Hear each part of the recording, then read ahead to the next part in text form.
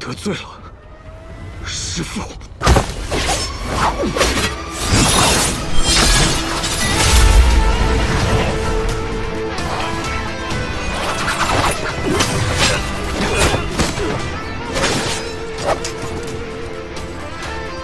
看来我还是高估自己了，方才在那边耗费了我太多力气。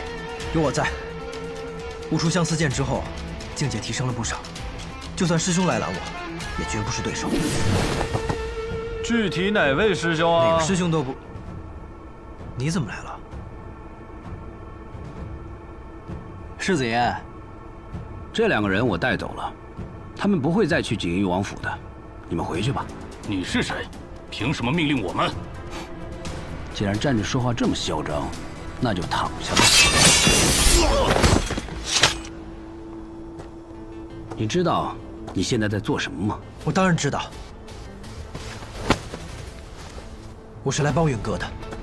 只要允哥不死，他和文俊的婚约就还成立。世子爷，得罪了。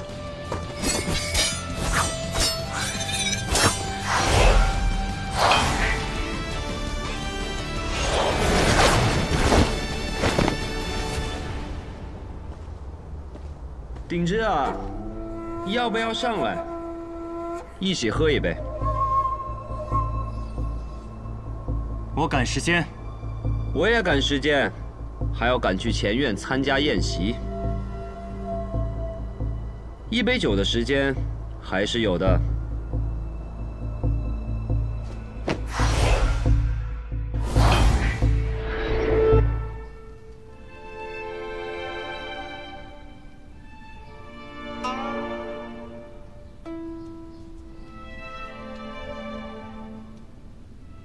婚宴当场，新娘自尽，应该没有什么比得过这件事，更能让萧若锦那样自负的人感到丢脸了吗？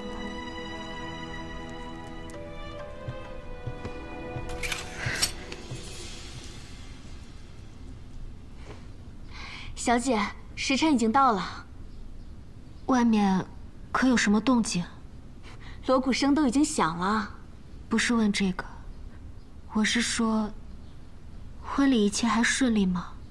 都挺顺利的呀，只等把小姐迎进礼堂了。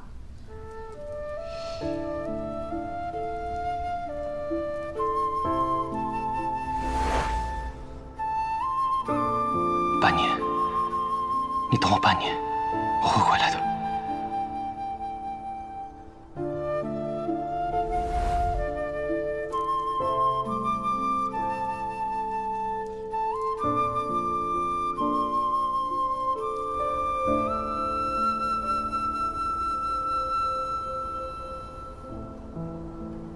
其实当时我也很看好你，一度我以为成为我未来小师弟的人还有你。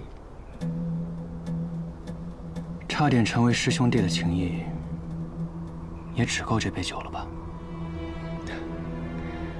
你是叶将军的后人，我欣赏你。如果可以的话，鼎之啊，就到这儿吧，别打了。可里面有个姑娘在等我，我不想让她失望。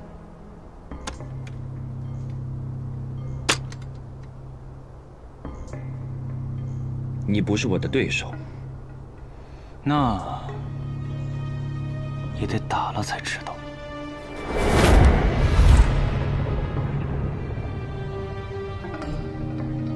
皓阙剑，位列剑谱10大名剑第8位，被人称为人间正气第1剑。但小先生今日这一剑，能否配上正气2字？权势、大局，真的要比他的意愿更重要吗？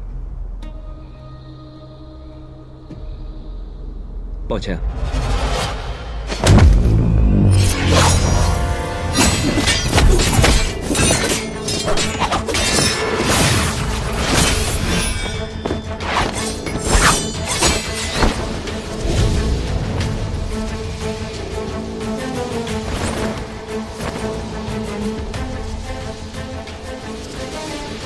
你比半年前强了很多，因为这半年来，我都在为今天做准备。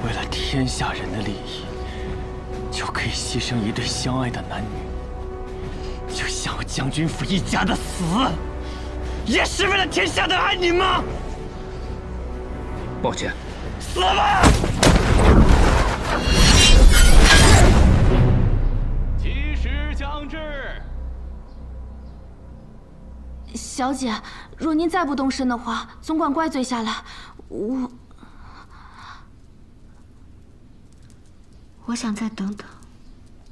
小姐是在等什么呢？你叫什么名字？我叫小蝶。你会唱歌吗？会的。那首天启城最有名的坊间小曲《蝶恋花》，可会？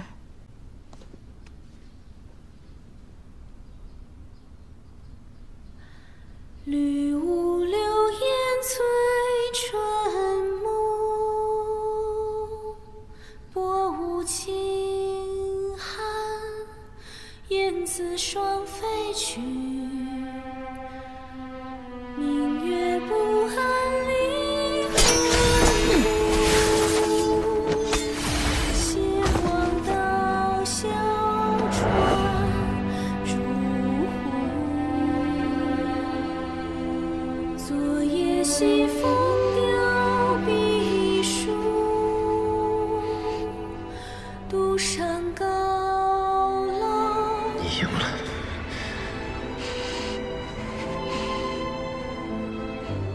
叶鼎之，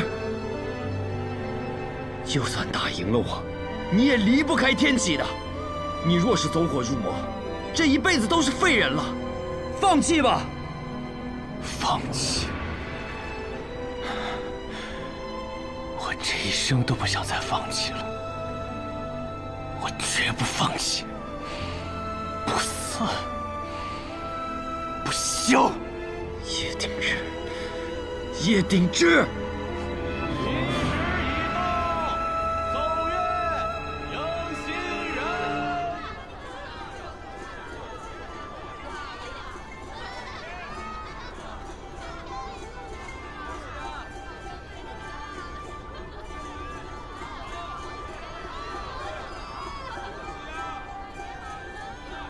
糟了，他走火入魔了。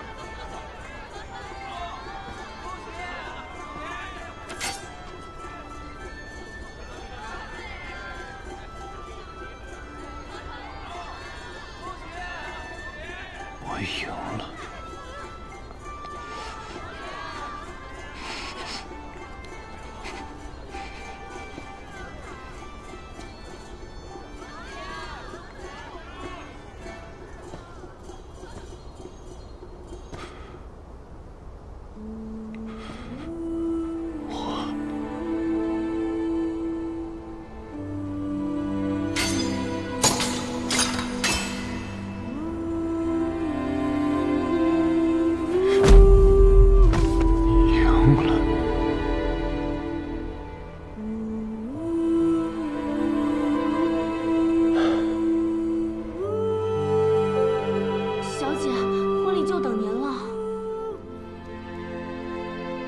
屋外还是没有什么动静吗？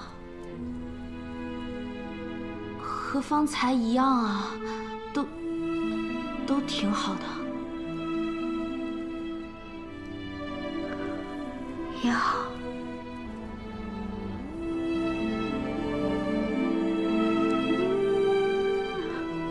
不等了。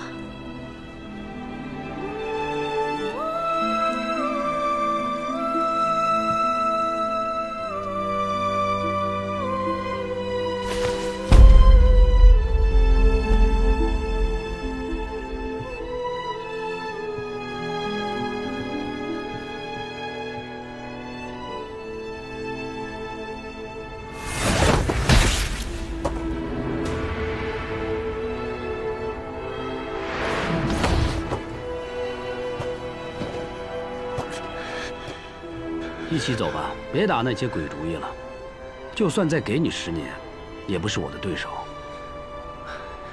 可若是被百里东军知道，我还没动手就先认怂，岂不是会被他嘲笑10年？那你想如何？和他一样？我师父教了我一套枪法，我想用用。惊龙变！别变了。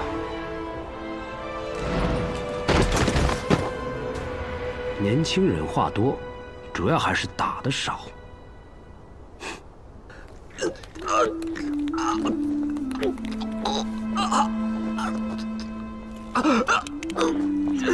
杀了我！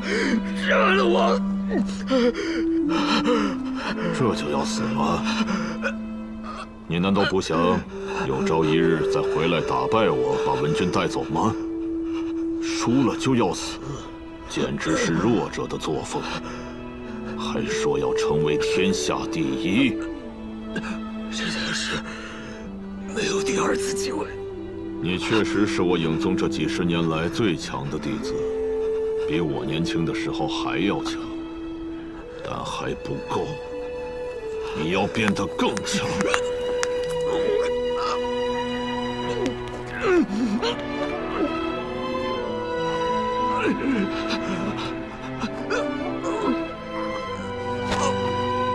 把他带走吧，没有我的命令，谁都不能放他出来。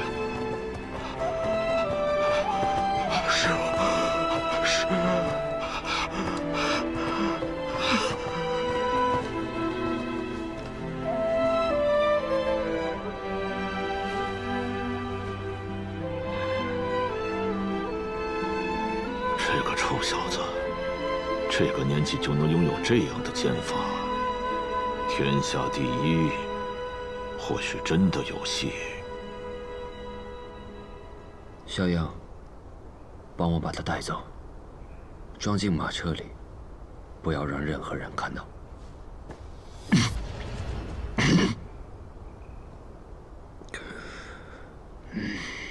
你伤得这么重，还要去参加婚礼吗？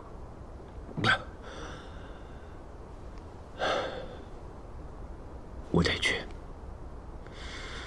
我一定得去。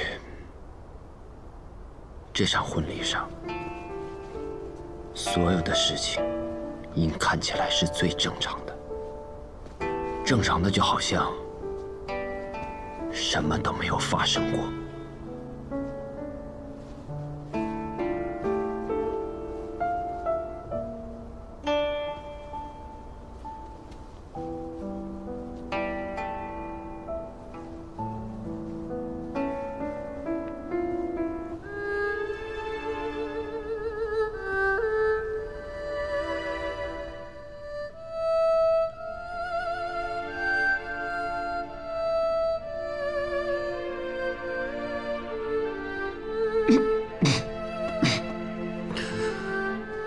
若风，没事吧？哟，没事，兄长。快去迎接你的新娘子吧。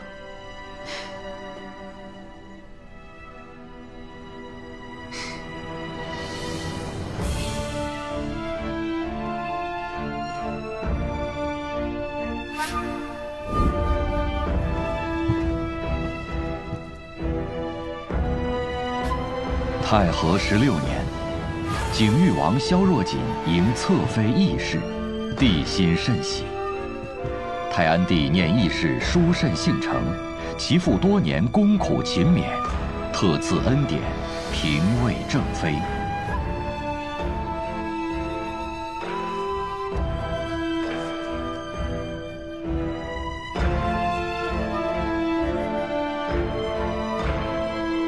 他也自尽。一切都要结束了。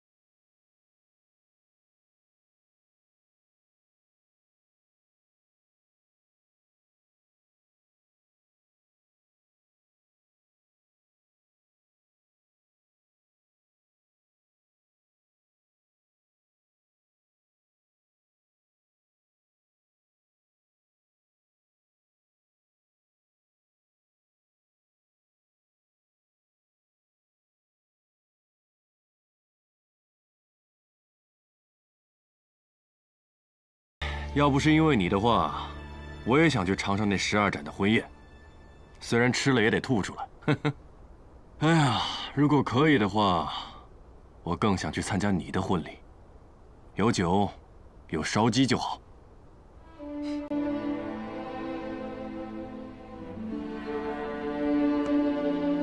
孩子，回家吧。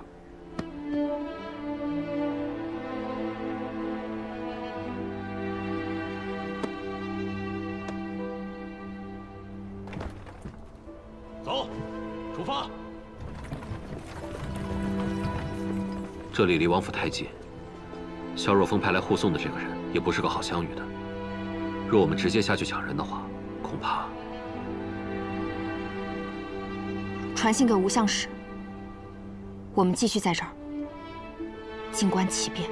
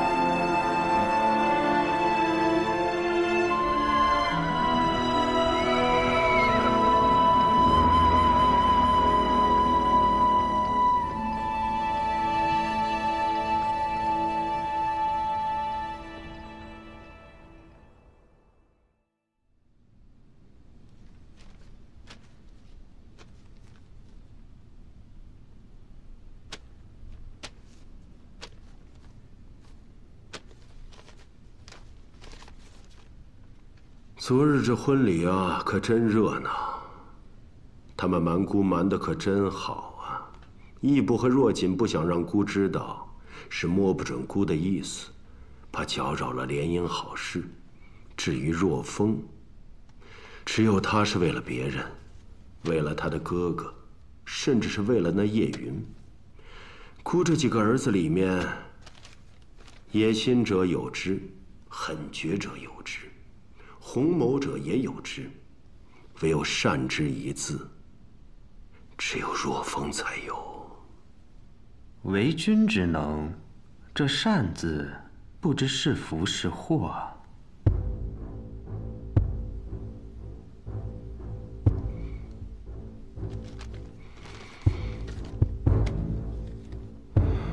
你觉得姑善吗？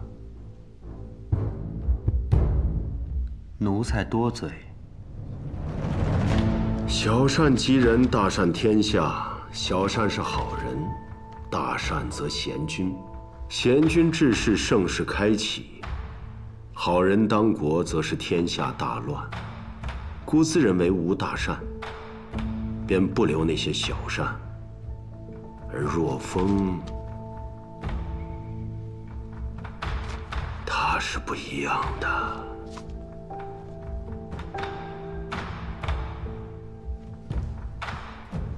陛下，亲王觐见。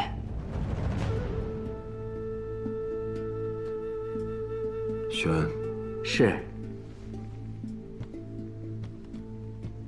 宣，亲王觐见。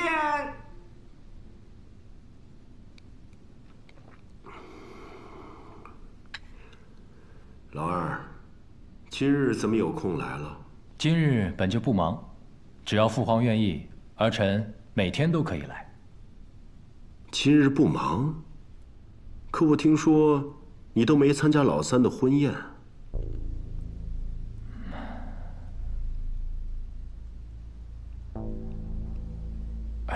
儿臣不去，是怕扫了三弟的面。你不去，还说怕扫了老三的面子。昨日儿臣原本打算去的，可忽然听说有人抢亲，这堂堂皇室婚礼却遭恶徒抢亲，这要是让儿臣目睹了，三弟该多没面子啊！哎，姑怎么半点风声都没听到呢？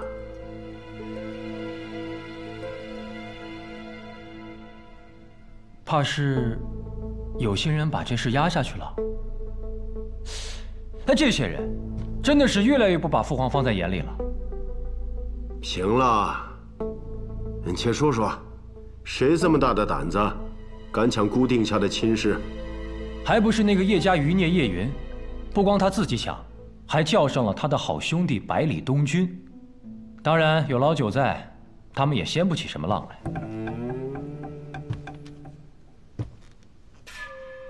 百里东军。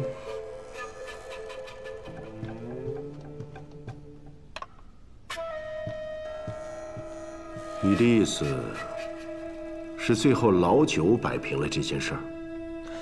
这个，儿臣知道的也并不详细。影宗的那个丫头确实曾被许配给将军府，但那也是很久以前的事了。原来还有这层关系在其中啊！他们人呢？消失了。不过后来有一辆镇西侯府的马车悄悄离开天启。马车上刚好载了2个人。你的意思是镇西侯府把他们接走的？想来也自然是说得通。毕竟镇西侯和大将军2人是生死之交，真是情真意切呀。2人生死相隔了这么多年，却还不忘护着那个遗孤。你错了。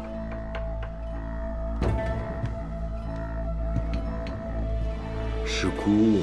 百里洛尘、叶羽3人为结义兄弟。儿臣失言了。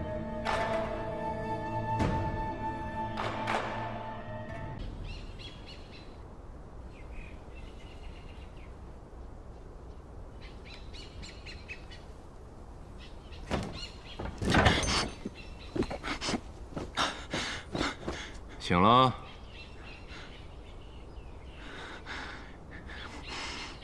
现在是什么时辰？不用多想了，你已经昏睡了整整2日。你是谁？我与你一样姓叶，我叫叶笑英。但不过你别误会了，我跟你没有任何血缘关系。我出生在一个很普通的村庄，叫叶家村。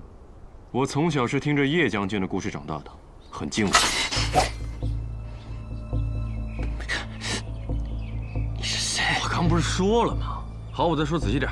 我现在是名百夫长，掌管着一个小队。这小队的名字叫叶子营，我起的。没错，我就是想让这个叶子营像当年的叶子营一样，叱咤沙场。别用真气了，再用你就真死透了。不过你放心吧，我们头儿是个有钱人，他给你用了10几种灵丹妙药，10几日你的身体就会好起来了。不过我劝你不动明王，还有魔仙剑不要再用了。为什么拦我，却不杀我？哼，因为我们头是个好人呢。就是有个混蛋哥哥呀。最后再跟你说一遍吧，我叫叶笑英，现在是个籍籍无名之辈，但将来一定会成为一代名将。你就别做将军了，可惜。你就成为天下第一吧。好了，他来了，希望你保重身体，日后还能再见。小少峰，一定很恨我吧？你觉得呢？就算我不拦你，你也没有机会赢，结局还是那个结局，只不过你就再也没有退路了。这便是你的理由？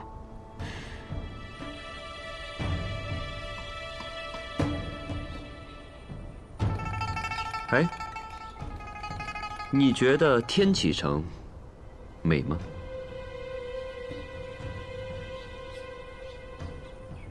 天启城，它被称为万城之城，是集天下荣华于一身的城。可是，越美的东西，往往越容易破碎。在有些人眼里，它的组成是32乐坊、64酒廊，豪赌天下千金台，冠绝北离常玉龙。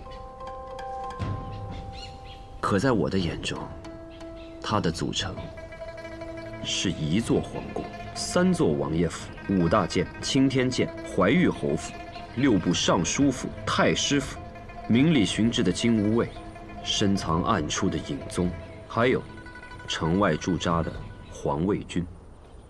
种种势力错综复杂，以至于很多时候，我都无法以自己的喜好评断一件事。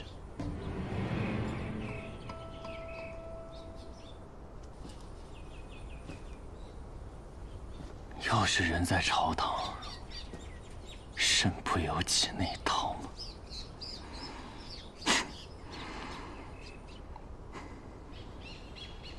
怎么不说话了？因为你说的对，人在朝堂，身不由己。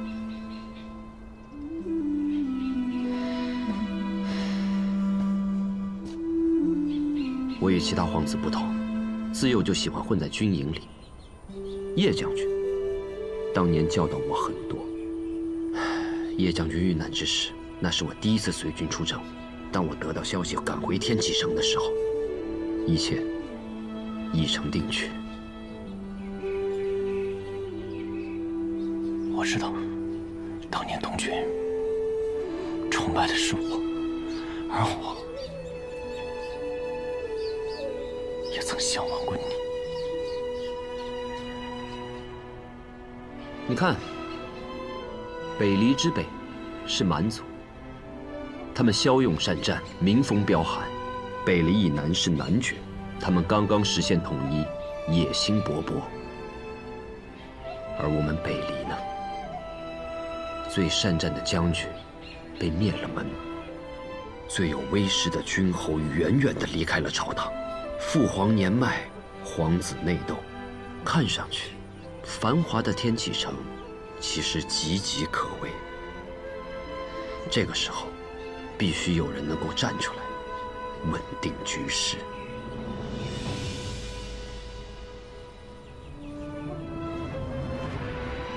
你想成为那个站出来的人？不是我想成为，是我必须成为。我们的出身没有其他皇子高贵，背后并无大势力支持，所以我们只能去寻找一些别的势力结盟，比如嬴宗。这场婚姻本就是双方势力的一场结盟。鼎之啊，我也想帮你，我也想拔剑与你站在一起，但是我不能，因为我是琅琊王，我是北离消失的琅琊王。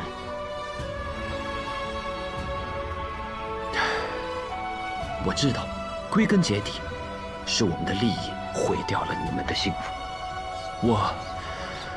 我与你有愧。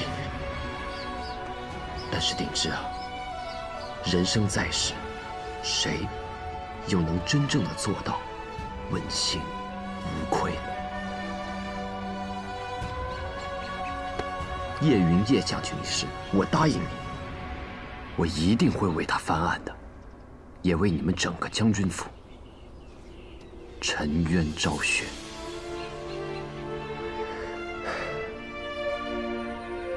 那么，再见了。希望从今往后，你能好好的活下去。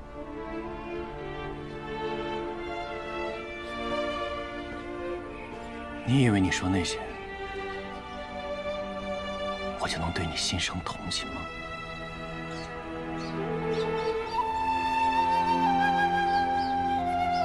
其实你说的，我都懂。毕竟，我原本就出生在将军府，这些个为了所谓的大而舍弃小的事情，我见过不少。甚至，我父亲当年可以反，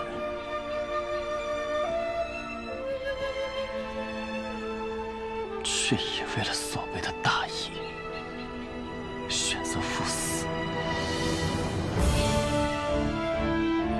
我虽然明白，但我却不认同。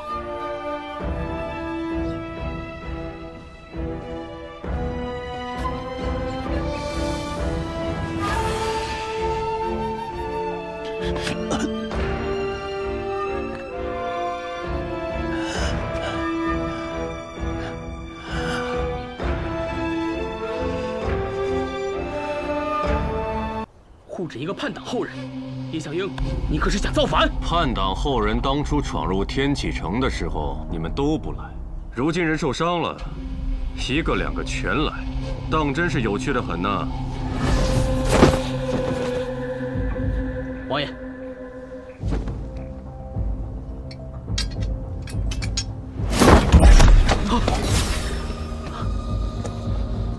你们回去告诉他，为了朝局稳定，我可以与昔日的好友背道而行，也可以强行散人姻缘。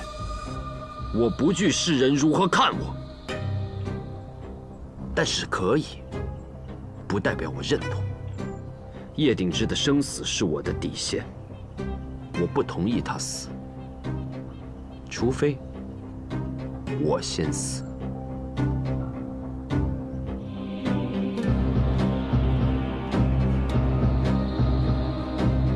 滚！撤！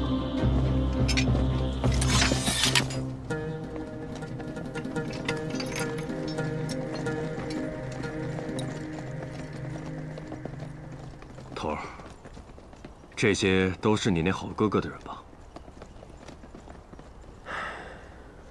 萧英啊，我这样是不是很让人讨厌？讲真的，你是为了大义。在我看来，你的这位兄长和亲王和长皇子是没有本质上的区别的。虽然这话不中听，但是我得说给你。王爷，技能冲天，何不为龙？你知道的，我们都会帮你。王爷，退下吧。是。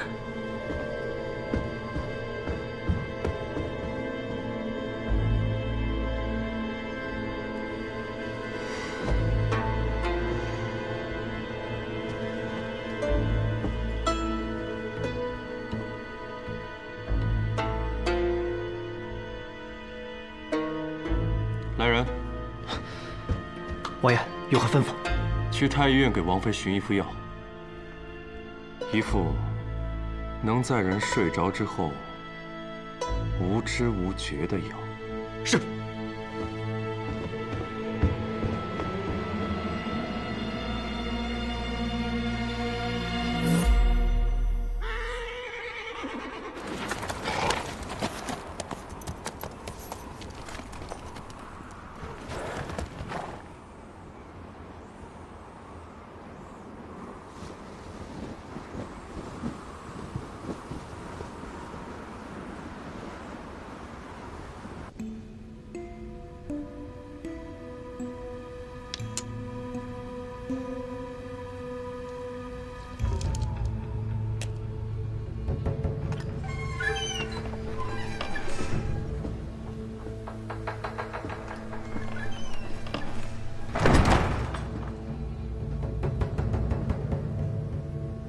吴相使，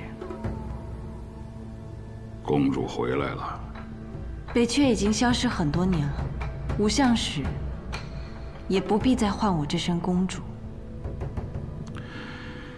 这句话包含了太多重的意思啊，公主。看来吴相使已经有所耳闻了。想必公主有许多话想要与我说，可我不想听。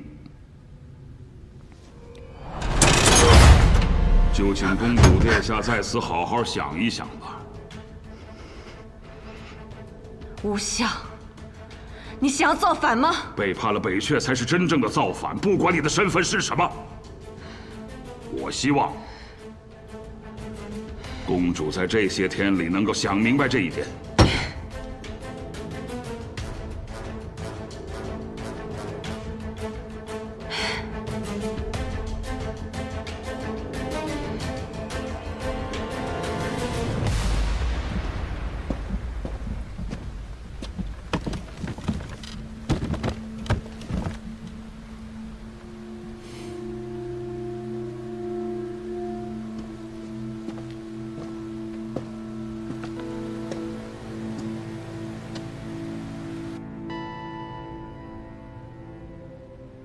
小姐，齐轩，是你吗？小姐，有时候我还真是琢磨不透你。你说你是聪明还是傻？有些道理跟我讲就算了，我读书少，好骗。你跟吴相使讲什么道理啊？说输了要被责罚，说赢了，直接就被关了。这你可就错了。这次我还没说，就被关了。小姐现在还有心情跟我开玩笑？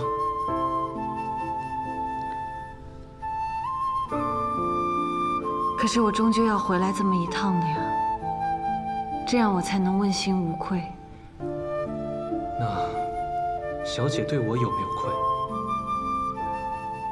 我又要想办法救你出去了。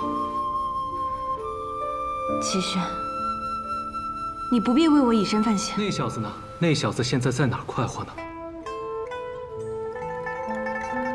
他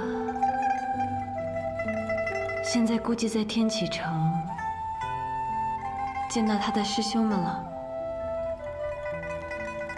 他这个酒痴，估计又是醉了。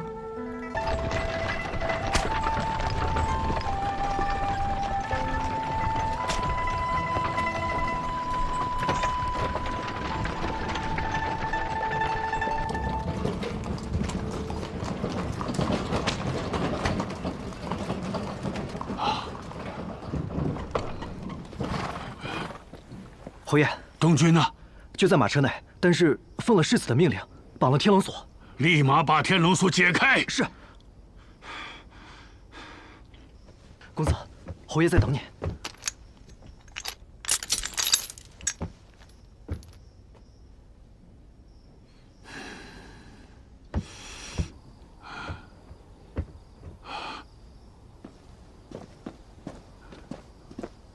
东军，你辛苦了。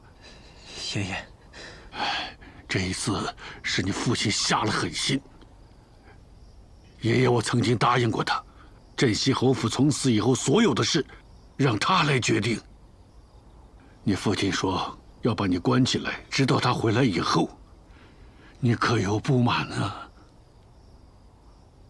东军没有任何不满，全听爷爷和父亲处置。东军只有一个请求。你说。我不希望关在镇西侯府的后院，我在乾隆城还有另一个家，请爷爷把我关在那里。至于我的这位朋友，在他伤好之后，还请送他离开乾隆城。好，多谢爷爷，东军给您添麻烦了。哎呀，能有什么麻烦？你起来再说，你起来再说呀！来。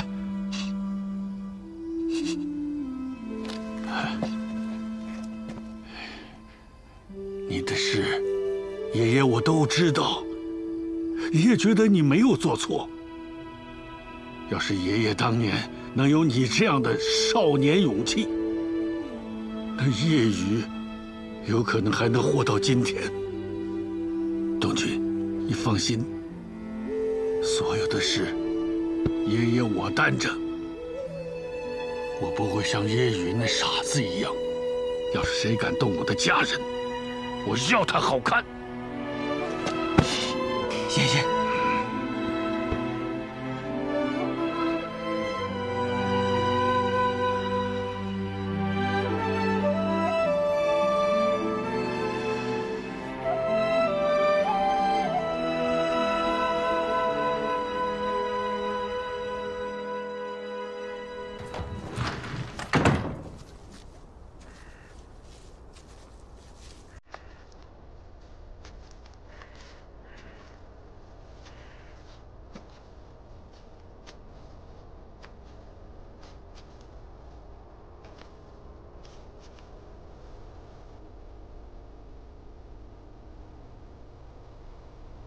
师父，我回来了。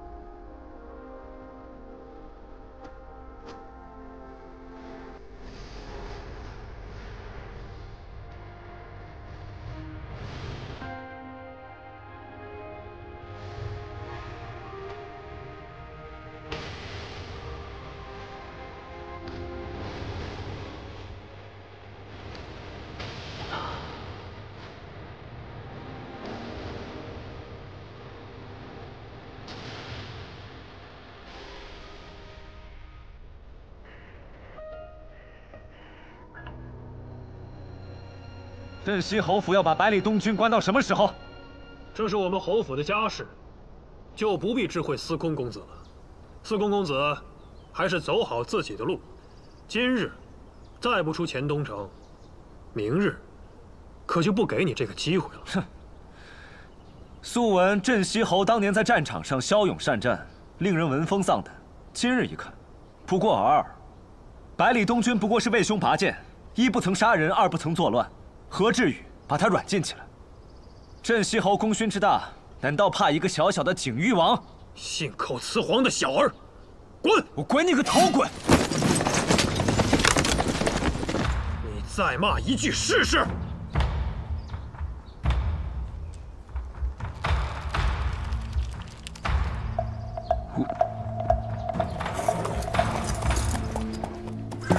我还会再回来的。等我成为你们口中枪仙的时候。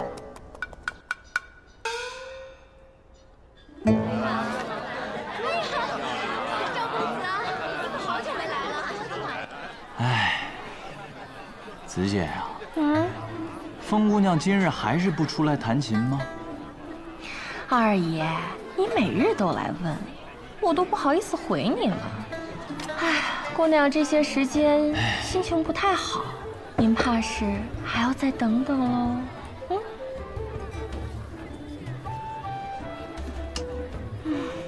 没滋味儿啊！百花楼越来越没滋味儿了。这位可是千金台的涂二爷。是，在下涂婉。我家小姐有请。什么？你再说一遍。我家小姐有请。这叫什么？这就叫京城所至，今日未开。嘿嘿，诸位，今日我高兴啊！全场所有的账单记在我涂儿头上。谢谢二爷。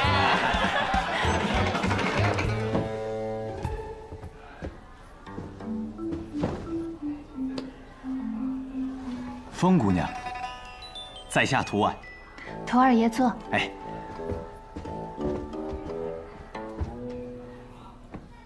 喝茶。啊。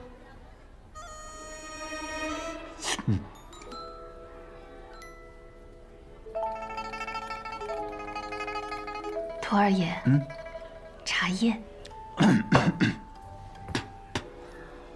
嘿，姑娘见笑了。不知姑娘突然叫我，可有什么事情啊？二爷是千金台的二当家。哈哈。我虽然很少出门，但对千金台的大名，也是素有耳闻。哎，那是自然。我们千金台啊，可是很有钱的。只要姑娘愿意，我可以把这百花楼都买下来送给姑娘。这倒不必，我只是觉得千金台在天启城中的势力这样大啊，应该知道一些别人不知道的事情。听姑娘的意思，是想打探一些情报。情报不至于，只是我听说，前几日有人在天启城中纵马。他们说，是随李先生一起游历的学堂小弟子百里东军，他身边还跟着一位拿着枪的少年。只是第二日，就没有人再见到他们了。姑娘是想知道，他们此行来做了什么？尤其是那个拿枪的呆子，是不是？不是，我就不懂他有什么好的。看来姑娘心里还是放不下那少年。二爷，您愿意告诉我吗？这此间的秘闻若是乱传的话，那可是杀头的大罪。要是姑娘问起来的话，那自然是知无不言，言无不尽嘛。嘿嘿。以后涂二爷来听曲儿，留雅座。不必提前到。哈哈，姑娘，我还有一个要求。二爷请讲。这毕竟是杀头的大罪，我只能在姑娘耳边低语。大胆！可以。得罪了。知道我是谁吗你？姑娘，他是来相亲的啊，你放心，人没事儿啊，就是受了点伤，牙做的事儿，再上上心啊。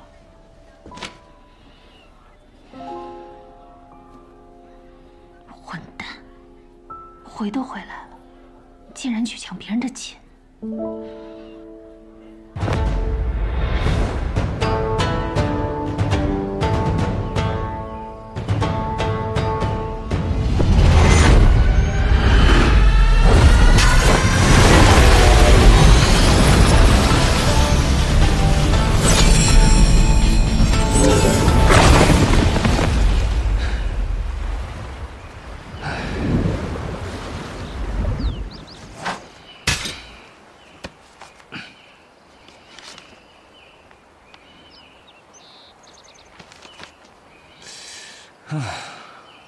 看来这金龙变还得是要害才行。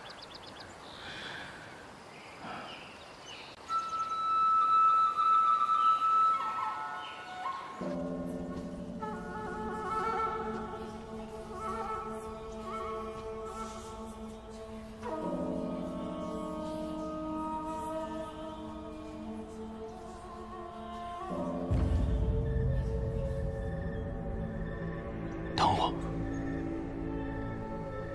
成为天下第一，让我回来。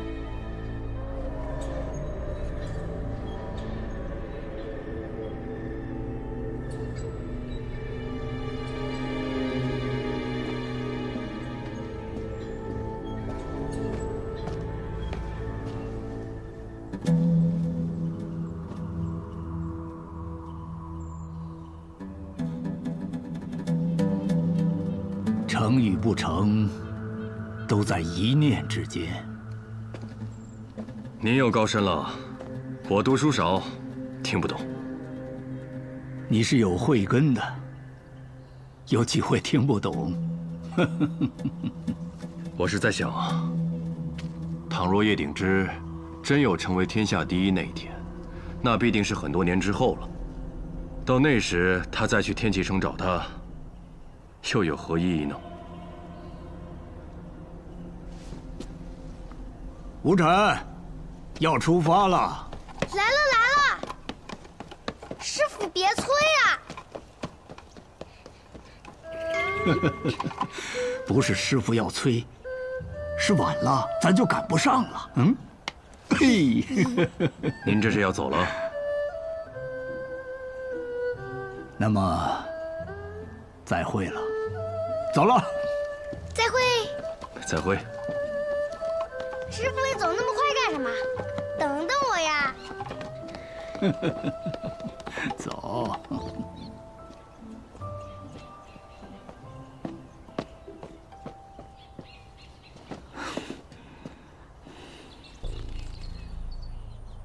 萧若风把叶鼎之看得可够严呢，不仅有亲信守护着，连走了也要派个老东西跟着。二小姐，看来现在还不是带走叶鼎之的时候。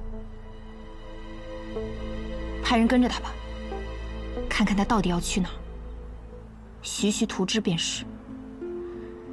我想要的东西，还没有我得不到的。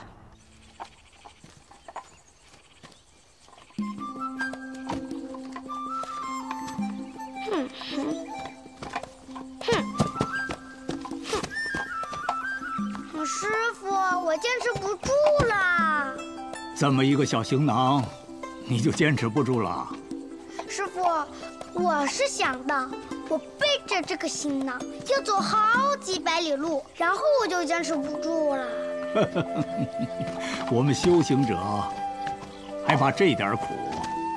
我们修行者，这也不能吃，那也不能吃，怎么苦就需要吃了？哎，你觉得你说了这么多，师傅就不走了啊？哼，师傅的脾气比山下那头大黑牛还要倔，说走肯定走。那你还说什么呀？说还不让人说了。吴晨啊，你知道我们要去的那座山底下有座姑苏城吗？那又怎样？能比得上天启？天启城里好玩的，我可是见了多了。虽然这姑苏城不比天启城大，可是要比这天启城有趣的多了。春日街头，卖花、斗虾、跳板子、演杂耍，你喜欢的都有。而且啊，那里的糖葫芦是特别的好吃。等到了，师傅就给你买2串，一串吃，一串看。你说怎么样啊？那还用说？师傅，赶紧走，赶紧走！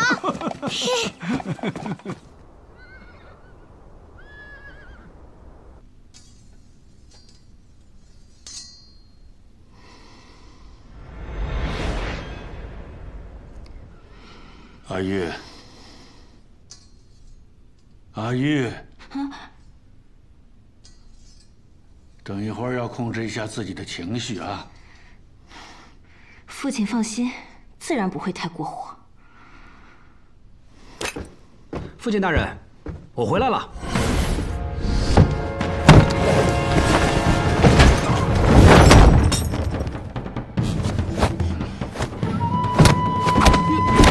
夫人，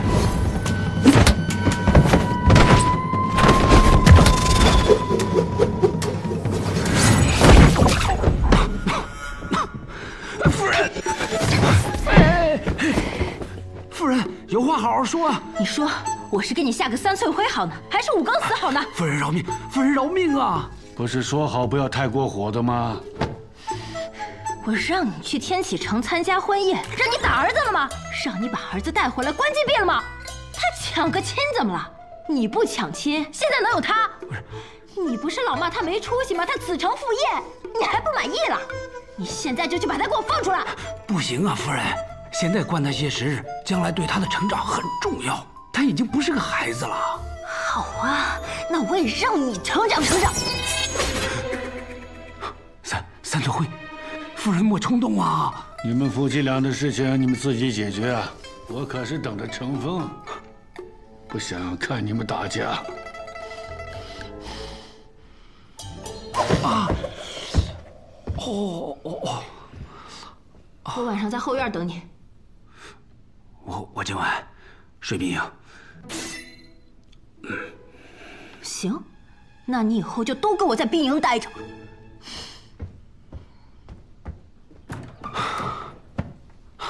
吓死我了！啊，爹，你也不管管，刚才你儿子差点让他打死。东军这脾气都是他给惯的。还有你老子我惯的。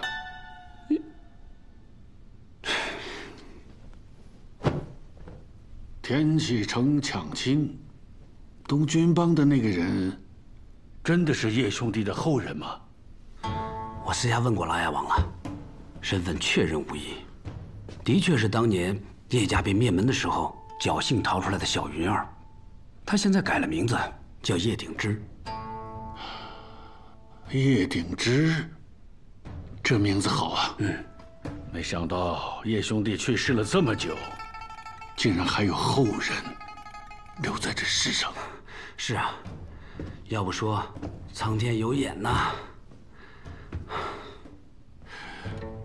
他现在安全吗？琅琊王说已经派人将他秘密送出天启，承诺我保护他周全。帝王家说的话不可尽信，我看我们还是要暗中找些人保护他。毕竟当年我们救不了叶兄弟，最起码我们现在能保住他的血脉。儿子明白。不过，儿子心里告诉自己，萧若风这个人是值得相信的。他可以相信，那萧若锦呢？如父亲所言，是帝王家的人。琅琊王天纵之才，也算是有人得，但往往这种人无心地位，只有锦玉王这种人，他才急于夺取权力。我们一定要小心。是。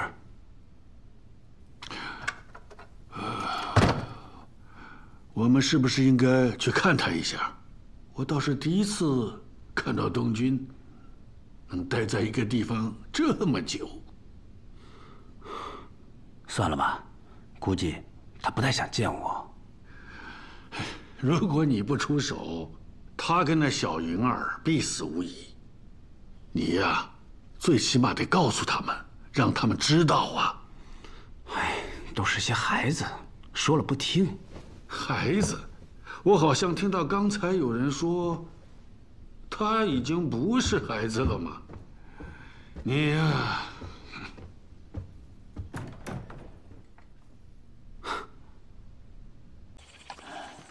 无禅呐，师傅刚才跟你说的话，你都记住了吗？哎呀，不听，王八念经。哼，我是王八，你就是个小王八。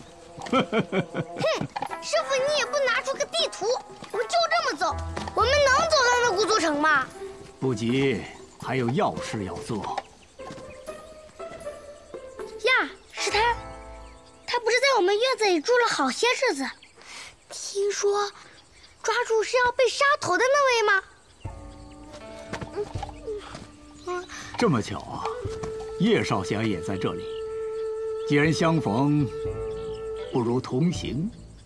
相逢，说的倒是冠冕堂皇。素闻忘忧老人修为高深，不履俗世，这什么时候竟成了北离皇朝的鹰犬，信着跟踪之事了？你跟了我这一路，到这里，也该是个头了吧？叶少侠此言差矣，老朽就是因为不喜欢天启城，才远行遁走的。只是这路上着实无趣，我又不会武功，所以希望能与叶少侠同行。希望少侠能够看顾我们老幼一二。师傅，你没说过要和他同行呀？别说话。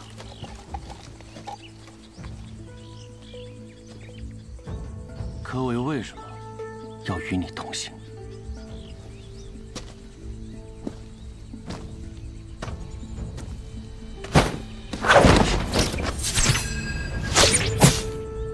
呦，吓死我了！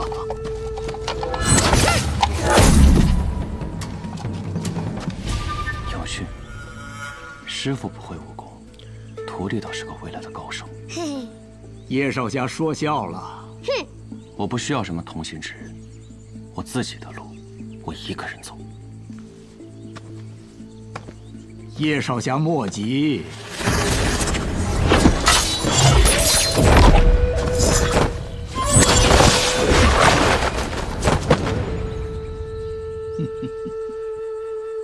你还说不会武功？叶少侠，老朽可真的不会武功，能躲，能跑，还能什么能？果然，般若心中落。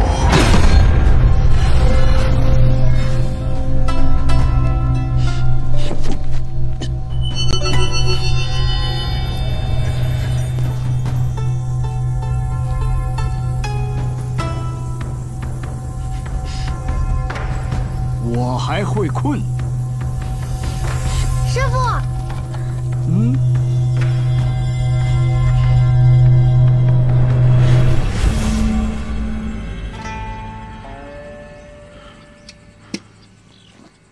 叶少侠，还是与老朽同行吧。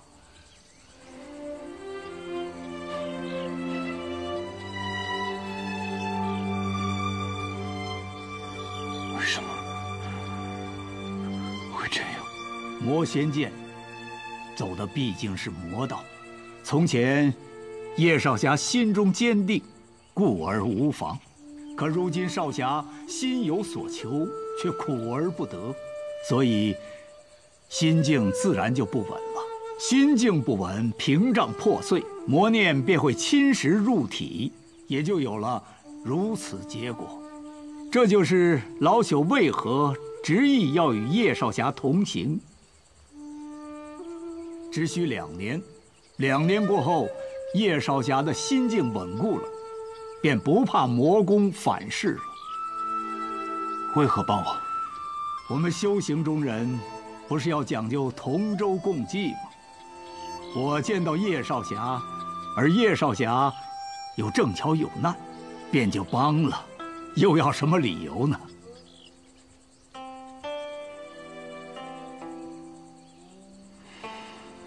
实不相瞒，叶某此行没有目的，更不知要去往何处。我原本以为我能带他逃离天启，我们一同回南绝。我在那儿有一间草庐，四周有竹，有山，有水。我们一起过逍遥自在的日子。姑苏城外有座山，那里正适合我们这样的隐士修行。我此番前来，便是要往那里去。姑苏城是座好城，山也是座好山。既然叶少侠不知前往何处，不如就随老朽一起到那里去吧。那里离天启城很远，没有人会打搅你。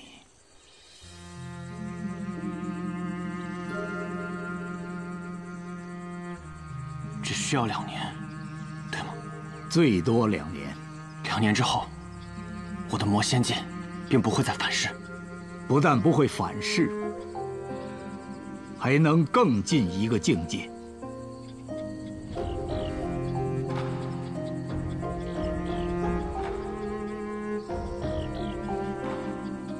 好。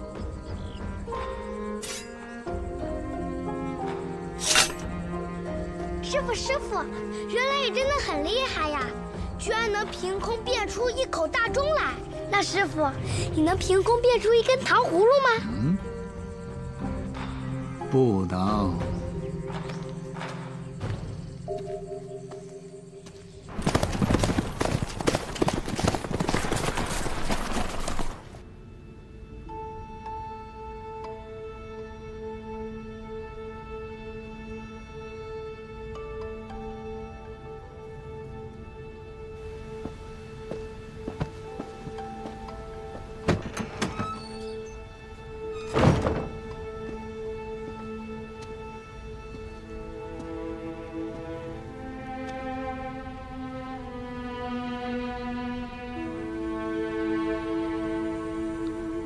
妹妹，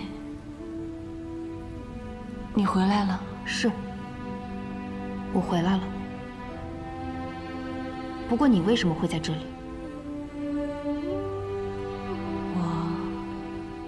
我听他们说了，你打算放弃复国之事。你骗了我，背叛了我们。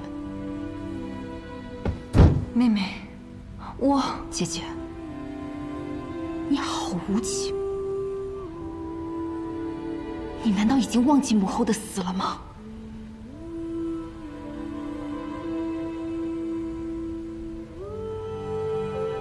我没有。正是因为我见过了母后的死，经历过了那种生离死别的痛苦，我才不希望这种事情再降临到别人身上。战争。那需要无数无辜的生命去填补，故国已不复，我们为什么不重建一个新的家园？你不过就是喜欢上百里东君，你就是为了一己之私，不要把自己说的那么伟大。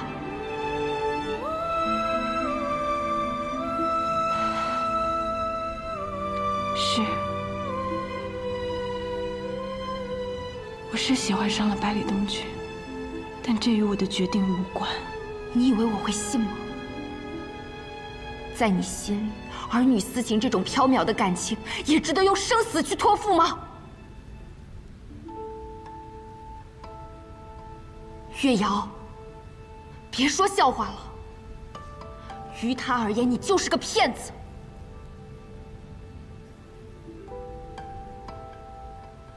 就是个有着国仇家恨的仇人。我们的感情当然值得用生死去托付。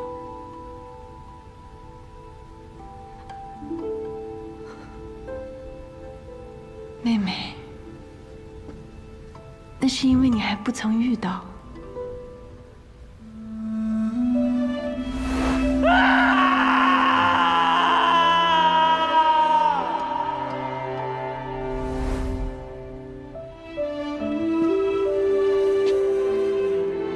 就算是生死托付又如何？最后还不是无能为力。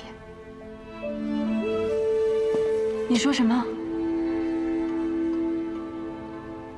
你的百里东军帮他的好朋友叶鼎之抢亲去了，不过最后失败了，现在下落不明。怕是已经死了。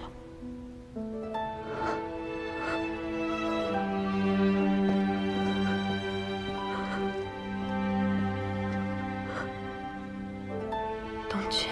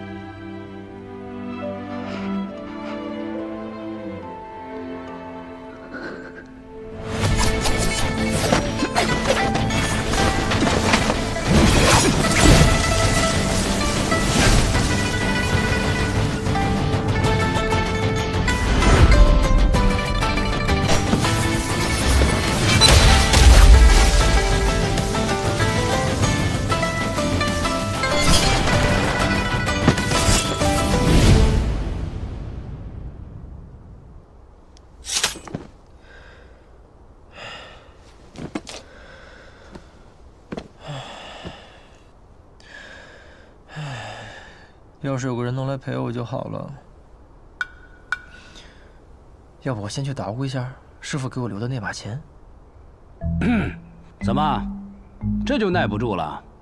听你的声音，似乎刚睡醒的样子。世子爷，你是来看我笑话的吧？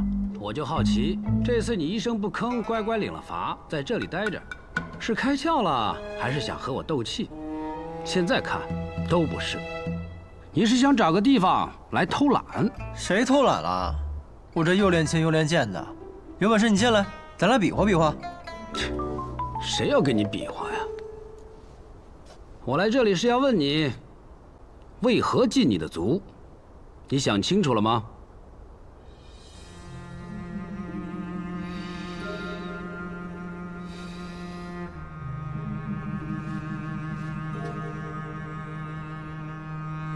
因为我是为我的朋友抢亲，而我抢亲的对象就是天启城里的王爷。我姓百里，我不能只为自己考虑，我身后还站着整个镇西侯府。放屁！我看你跟李先生学的都学到狗肚子里了。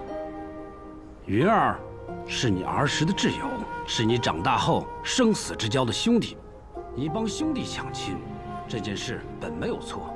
就算如你所说，会连累镇西侯府，你依然也没有错。如果我们行在世间，只为了功利虚名而蝇营狗苟，那还算得了什么好汉？你错的只是你自不量力。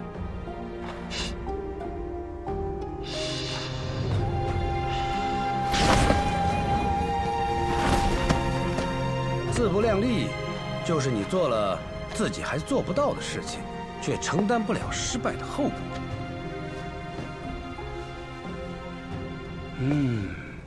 不过你倒也不愧是我的种，你老子年轻的时候也抢过亲。当年我要娶你母亲，但你外公不同意，因为已经将你的母亲许配给岭南许家的长公子。于是他们成婚那天，我便去抢了亲。当时你爷爷也不支持我，你爷爷有千军万马，却任由我一人一剑去抢的亲。但没关系，从许家的长公子到许家的掌门到许家的供奉，一一倒在了我的剑下。我能够带走你的母亲，除了两情相悦，还因为我有这个实力。而你有实力吗？这才是我关你在这里禁足的真正原因。你也知道，如今的泰安帝已不是当年和你爷爷与叶羽将军同生共死的兄弟了。曾经的义气，哪能抵得过被权力冷硬的心？所以你爷爷一直不希望你掺和进这复杂的事情中去。但你既然自己选择进入，那就要做好准备。朝局无情，但我们却要有情。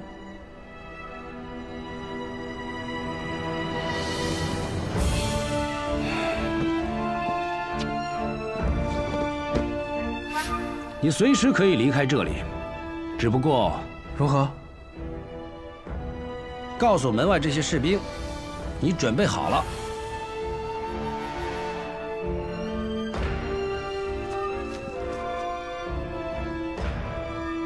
只有一次机会，我可不是什么闲人，没时间经常跑到这里找你聊天。反正你记好了，若想提前出去，就让人给我带话。我很期望你来找我的时候，能让我看到你真正的能力。世子爷，臭小子，不要再这么叫我，我是你爹。百里成风，你个臭小子你！老爹，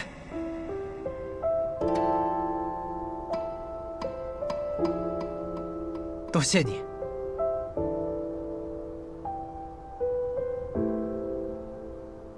多谢你能和我说出这番话。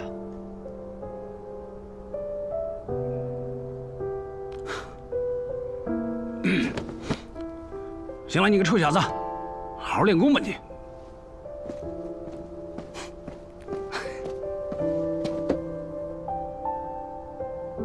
嘿，嘴硬。来看你喜欢哪个呀？好，这个好看是吧？就买这个。哎，叶大哥，你等等我呀！叶大哥真好。叶大哥，你做我的哥哥吧。哎呀，我不要师傅了。叶大哥，叶大哥。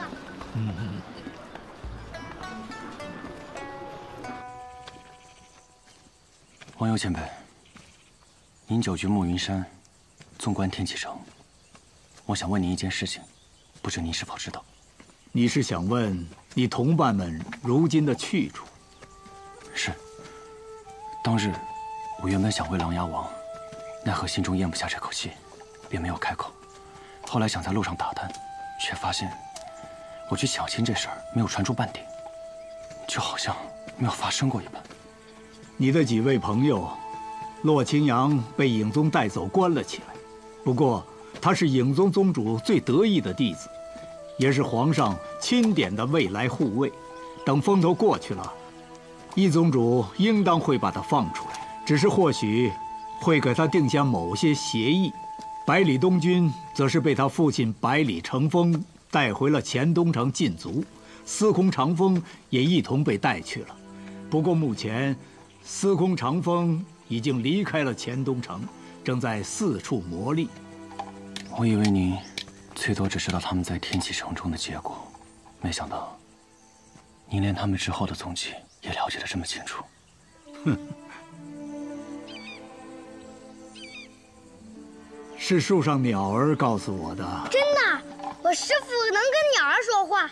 不对，不仅是鸟儿，山禽走兽、虫鱼花草，我师傅都能坐在那和他们说一下午呢。那是你师傅骗你呢。你师傅在骗你呢。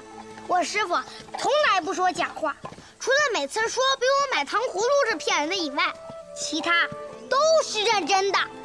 说我们在天启城中闹出这么大动静，都能被全然压下，那是不是文君的也根本不知道这件事，不知道我已经来过，更不知道我甚至已经达到了锦玉王府。我是说真的，我师傅真的能和鸟儿说话。安静点儿！师傅，叶大哥又开始了，他为什么总是突然这么凶啊？因为他以后要做的事啊，可能会有通天之祸，他不想祸及身边之人，只能把人推远了。还是听不懂，叶大哥他到底要干什么呀？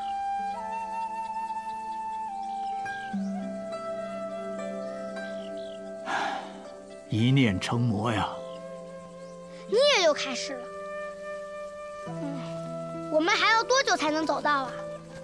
我都走累了。不出3日，应该就能到了。不过你累什么累啊？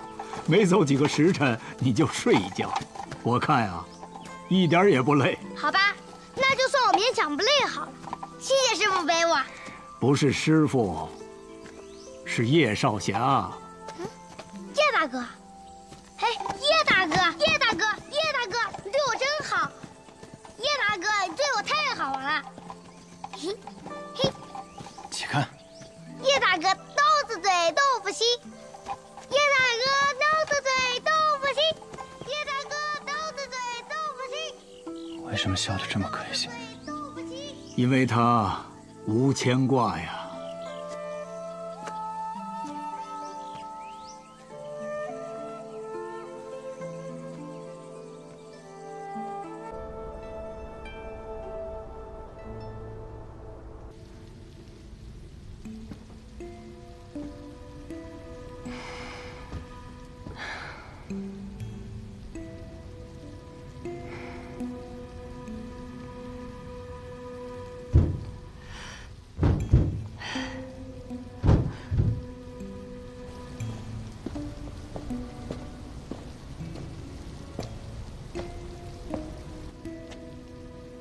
小姐，齐轩，齐轩是你吗？是我。齐轩，我听青儿说，百里东君此次去天启，因帮叶鼎之抢亲失败而下落不明，可有此事？小姐知晓的倒是很快，没错，几个年轻人想在王爷大婚之日抢走王妃，实在是有些不自量力。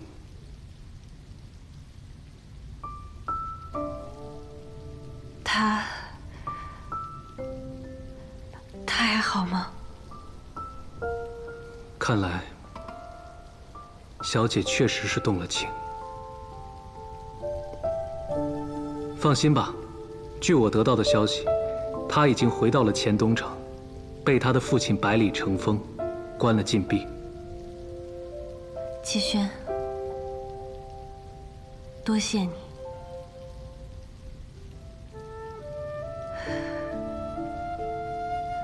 齐轩，你等我片刻。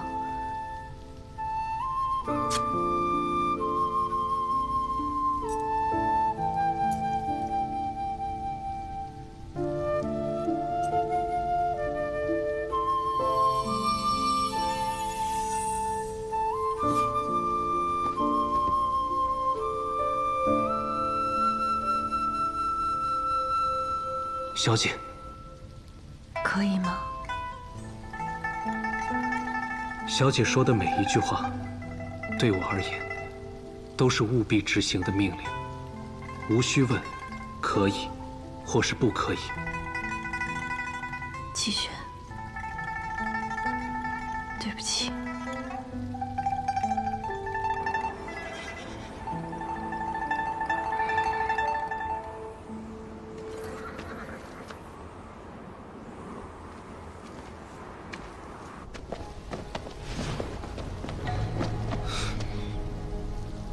你以为你做的足够隐蔽，但是你我相交这么多年，你瞒得了别人，瞒得过我吗？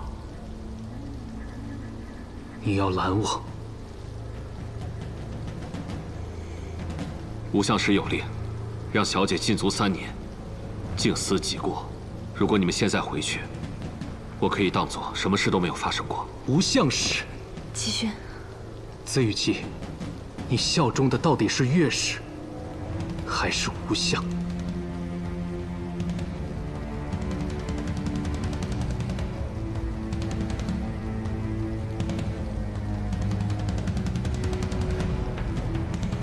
小姐，请您回屋，静思己过。小姐，快走。齐轩，可你走。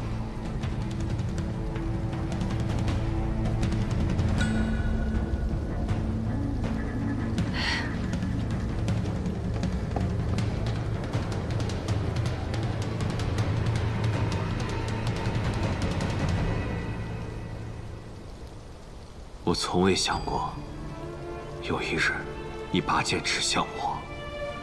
我亦从未想过，有一日我会拔剑指向你。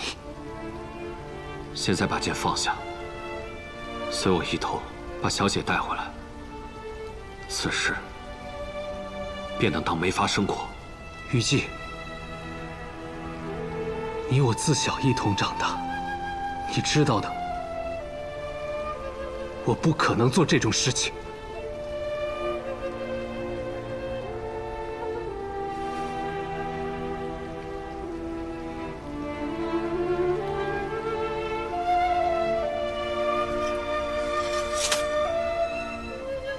雨姬，放了小姐，把我抓给吴相使，所有的罪责由我承担。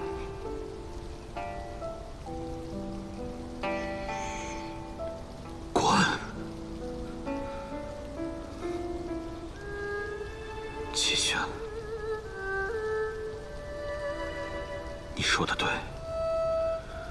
我们自小一起长大，我当然知道你是不会背叛小姐的。那难道你觉得我会背叛你吗？小姐也是我的小姐，而你是我最好的兄弟。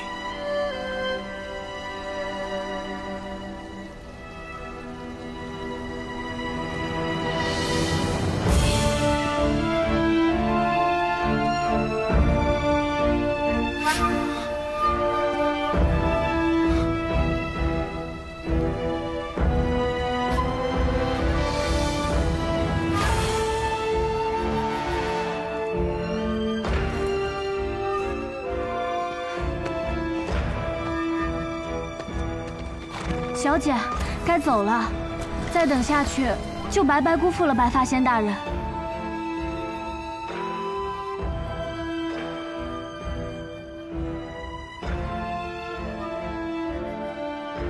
小姐，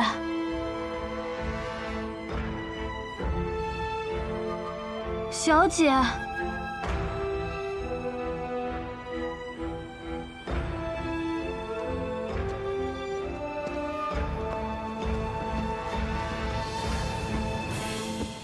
是白发仙大人。小姐，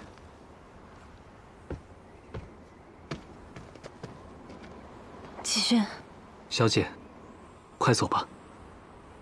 你不与我们同去吗？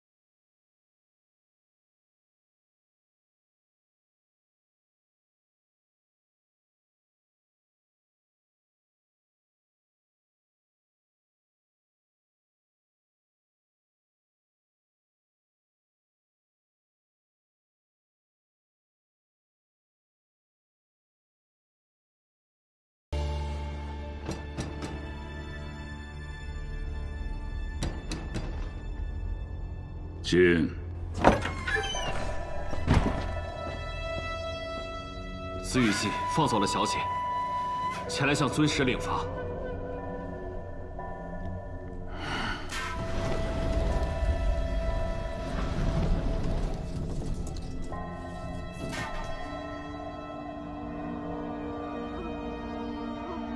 你可知你要领的是什么法？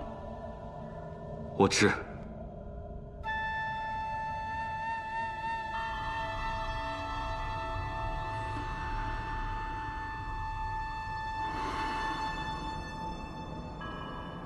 男爵传来消息，我们那边的据点出了点小问题，你去解决一下吧。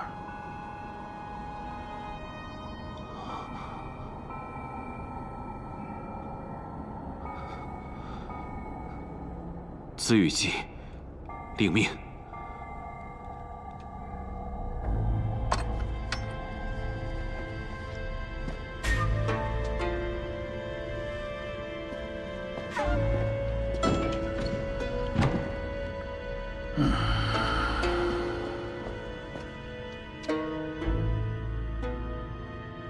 尊师，男爵那个据点不是都打算放弃了吗？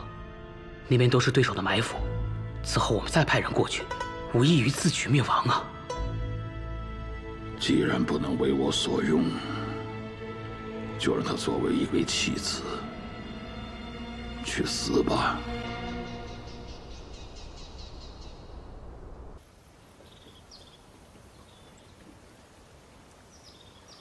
王游前辈。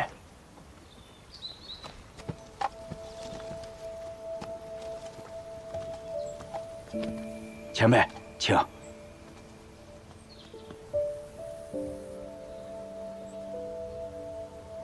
叶少侠，前辈，我去城里找间客栈便好了。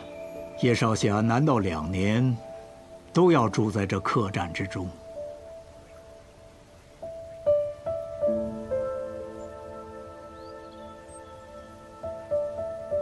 那片农田是谁的？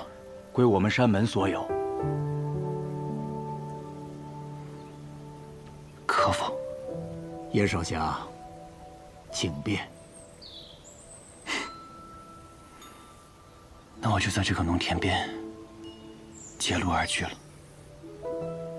何必这么麻烦？我欠别人太多，自己又什么也没拿回来，不想继续欠了。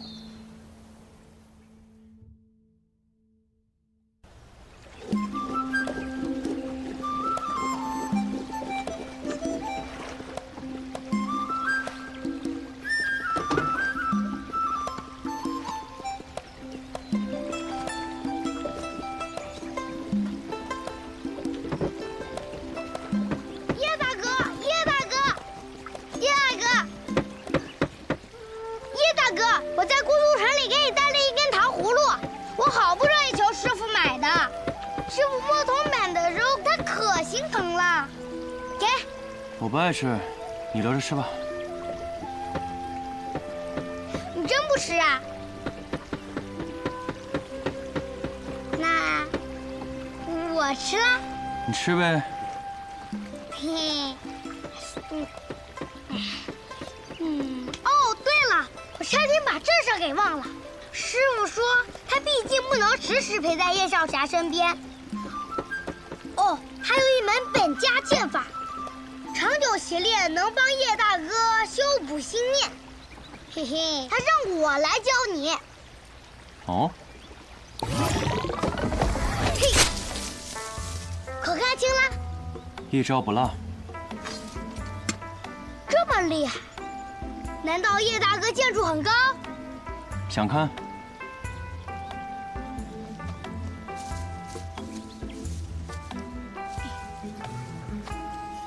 我把这些叶子往天上一丢，你能都打中这些飞叶吗？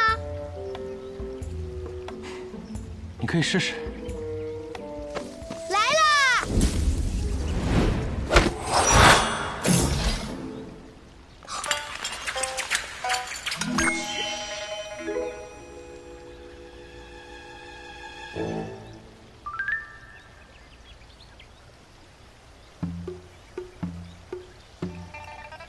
糖葫芦。啊？这是糖葫芦啊？嗯。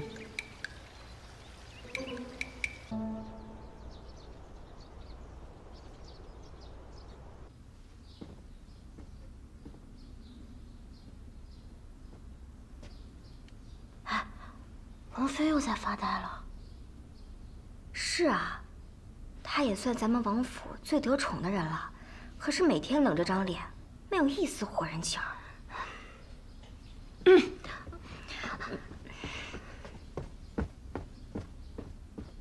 太医，请稍待。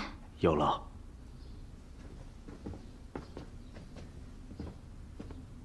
王妃，太医来了。让他进来吧。准备脉诊和帕子。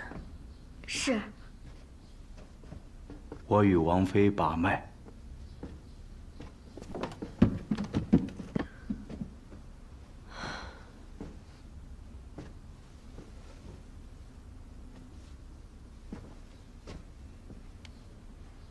其实哪有什么，最多是染些风寒罢了。王妃这几日可是经常呕吐，食欲不振。是。可是有何不妥？王妃脉象如珠般圆滑，有力而回旋，快速而不滞，是喜脉。恭喜王妃！恭喜王妃！恭喜王妃！喜脉。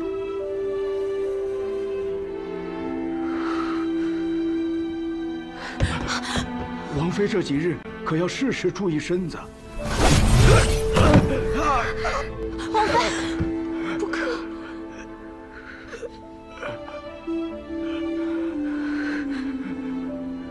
你说，上苍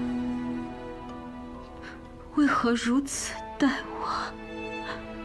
王妃有喜脉，当是喜事啊。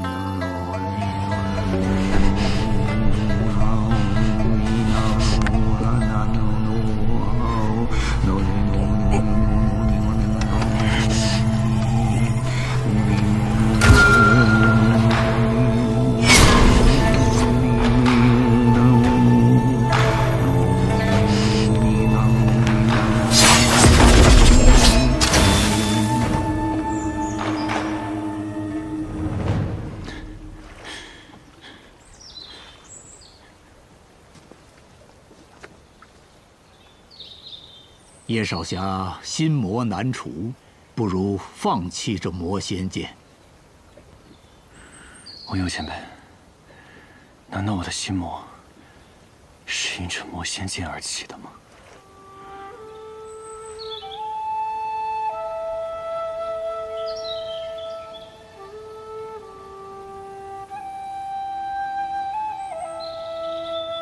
徒儿，我不让你看，是因为这是至死才能挥出的一剑。这绝世的强大，只是为了不留余地的最后一瞬。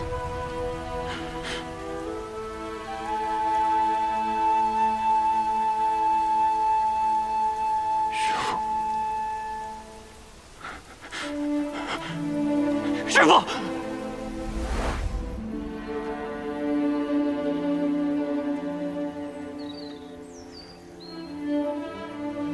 如果我不能同他携手离开，那能否凭着至死的一剑，来换他的自由？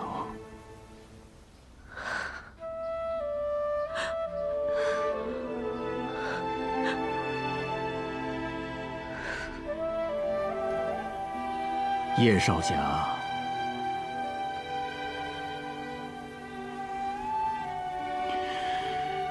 王佑前辈，这次又多谢您了。您安心，求死一剑，我是不会用的，因为这一剑，只有到了真正用上的那一刻，才能动。既有生路，何负死路？何为生路？放。不。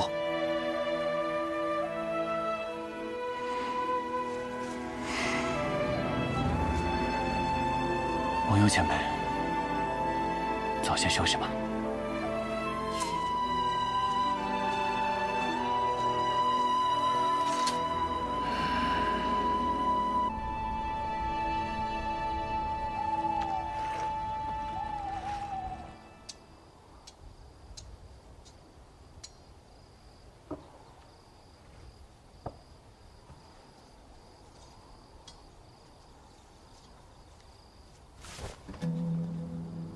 谁？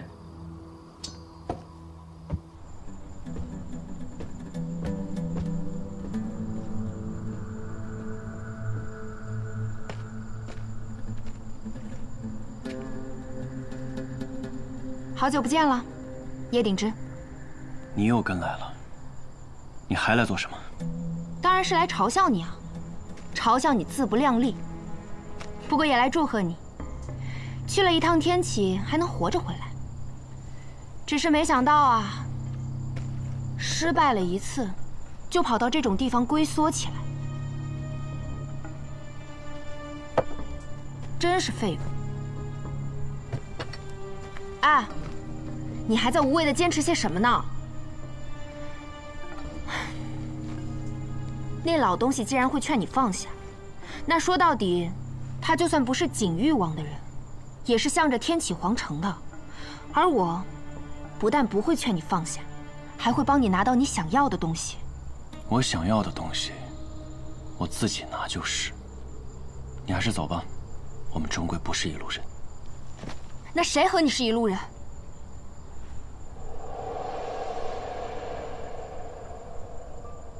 在最西边的地方，有一个曾与我同路的人，只可惜。我连累了他。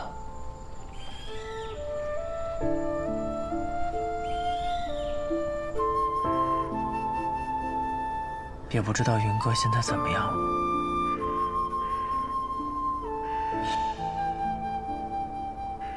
还是希望小师兄能护住他吧。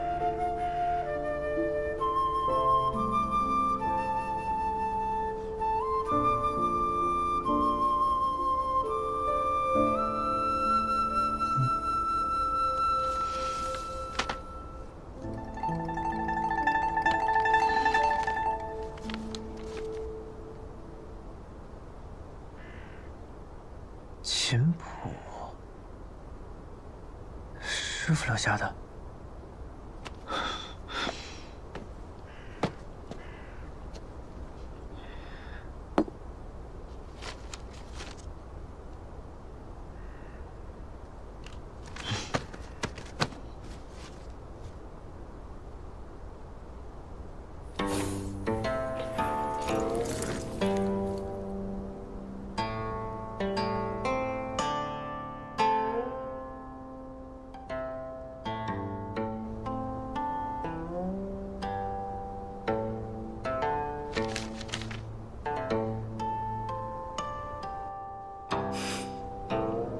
小姐，等了几日，终于等到这琴声奏响了。是啊，就是有些难听。看来他也发现你悄悄留下的琴谱了。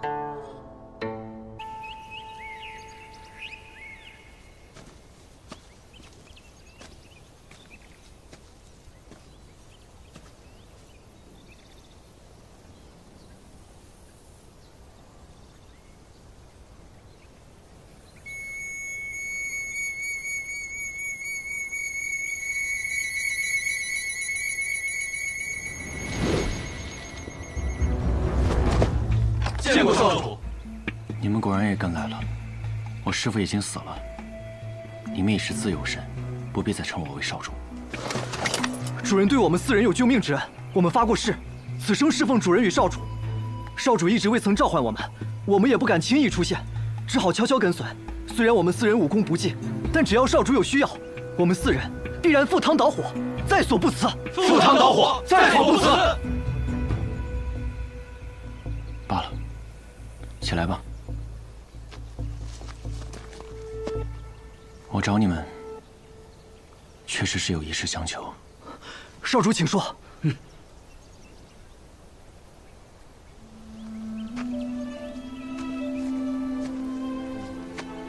我担心一个人，你们能不能暗中潜入天启，帮我打听打听，他过得好不好？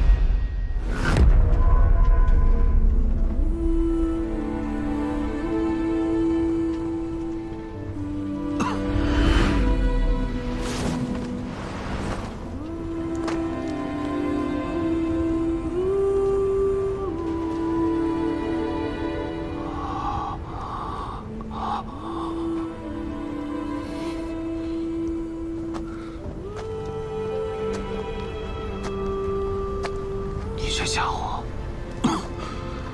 怎么会出现在这儿？经了这一遭，我们欠天外天的养育恩情，也算是还清了。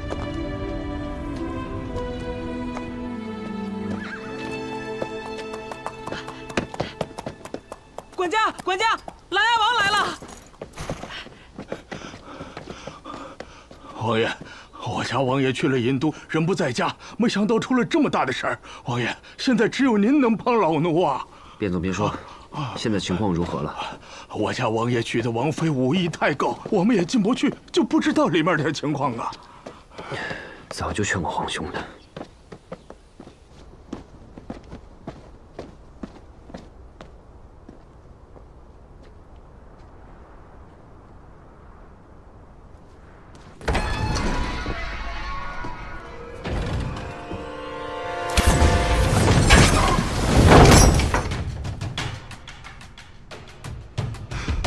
嫂嫂，小心！谁是你的嫂嫂？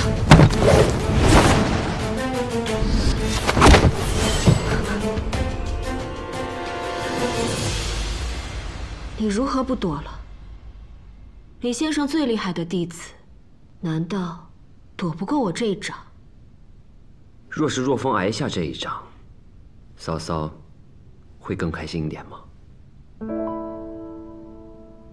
况且现在，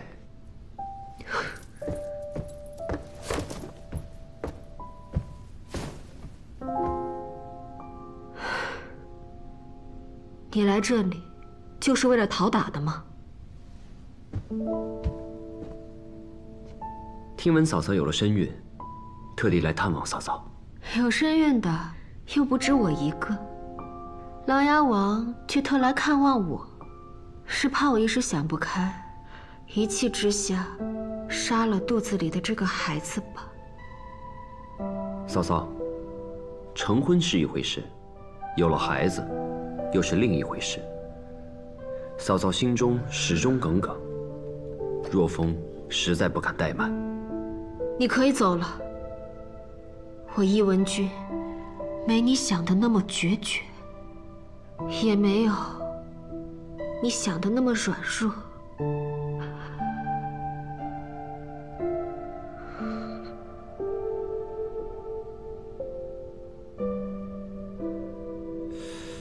那这个孩子，嫂嫂会生下来的吧？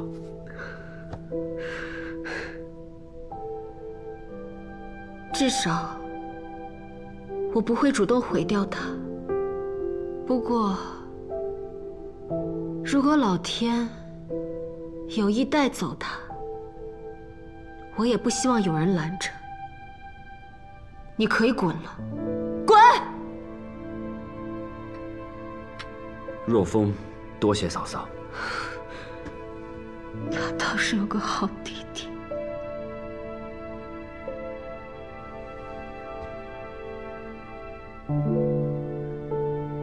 抱歉啊。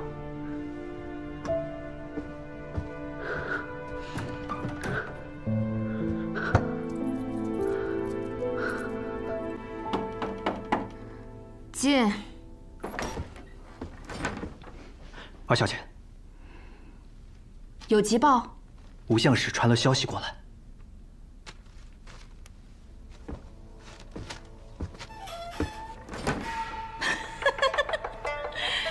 易文君怀孕了，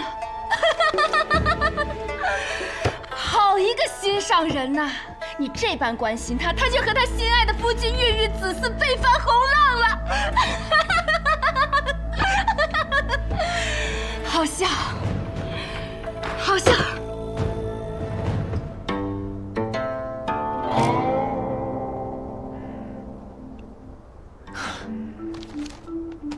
师傅这琴谱果真不一般，将武功藏于琴音之中，不愧是师傅。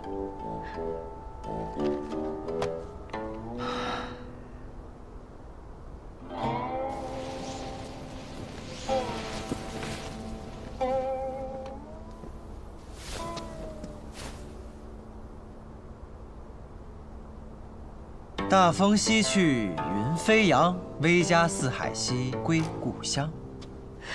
只是初看琴谱几日，便已了然在胸。我百里东君为何如此优秀啊？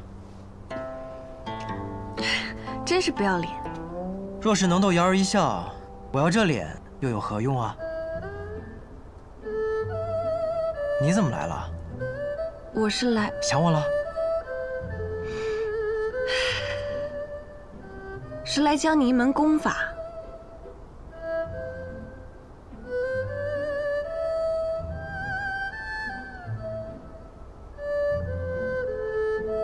原来这琴谱是你留下的。没错。但是，我现在有点后悔。为什么？我出入洛川客栈那一日，客栈本是爆满，只余一间空房。但今日我从客栈出来时，客栈却已空无一人。你猜是为什么？客栈死人了？不，是你的琴太难听了，把大家都难听跑了。客栈老板本来想告到官府，可带人一去，只见那边重兵把守，那些兵士们一个个也都难以忍受的模样，所以就只能作罢了。真就这么难听？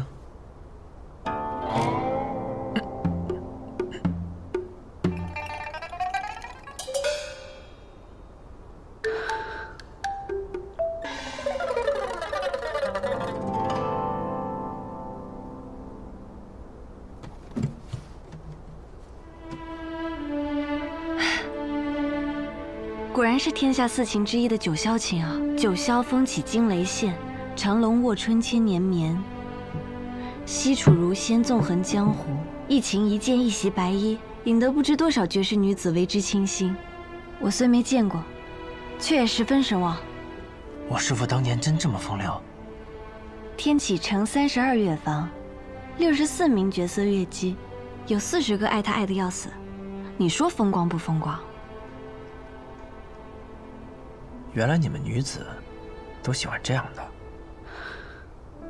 一把琴，琴中藏剑，琴声起，长剑出。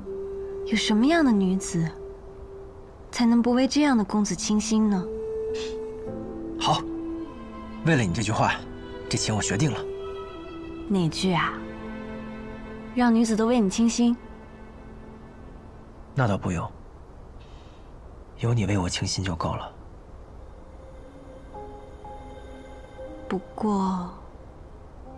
过什么？少年闭目乱弹琴，也是很风流的。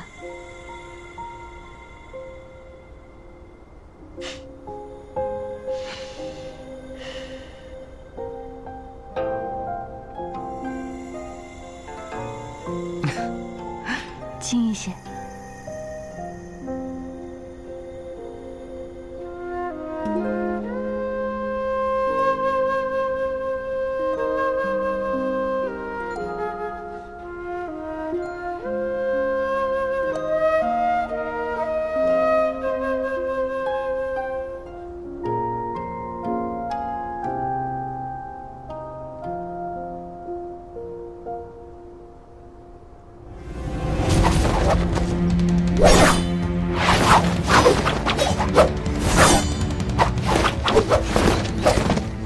好蠢笨的剑法，好蠢笨的人呐！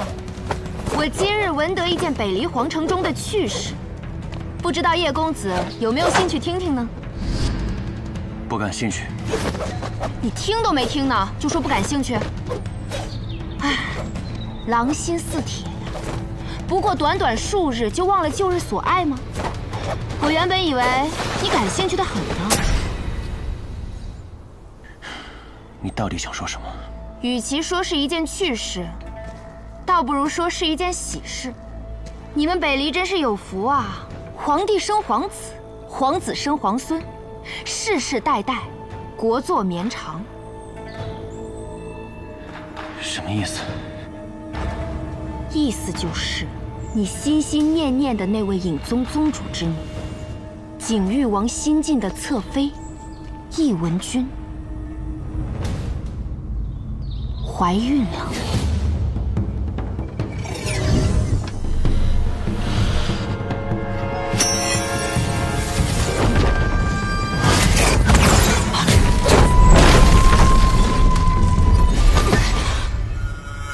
你发什么疯啊？我知道了，你是疯你自己在这儿情深不悔，可他却长夜难耐，跟他真正的夫君被翻红浪，郁郁子嗣。闭嘴！我就不！他身为人妇还勾引男人，你明知道他身为人妇还对他念念不忘，你们就是一对奸夫淫妇！